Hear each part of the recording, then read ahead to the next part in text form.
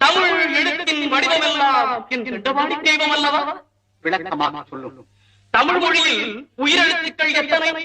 ஆ முதல் அவ்வரை 12. என் ஐயன் ஆறுவனுக்கும் கண்கள் 12. தமிழ் எழுத்துக்களை இனமாக பிரித்தால் 3 இனம். என்னென்ன? பல்லினம், மெல்லினம், இடை. அந்த 3 இனங்களில் 3 எழுத்துக்களை எடுத்துத்தான் என் கந்தவேலுக்கு முருகு என்று பெயரிட்டார்கள். முருகு என்றால் அழகு, இளமை, பெருமை, உயர்வு, முதுமை இல்லாமை, இன்னும் சொல்லிக் கொண்டே இருக்கலாம். ஒரு இனத்திற்கு எத்தனை எழுத்துக்கள்? கச்சடத்தப்பற, ஞயன நமன, எரள வழல என்று இனத்திற்கு 6 எழுத்துக்களாக பிரித்தார்கள். இனம் ஒன்றுக்கு எழுத்துக்கள் 6.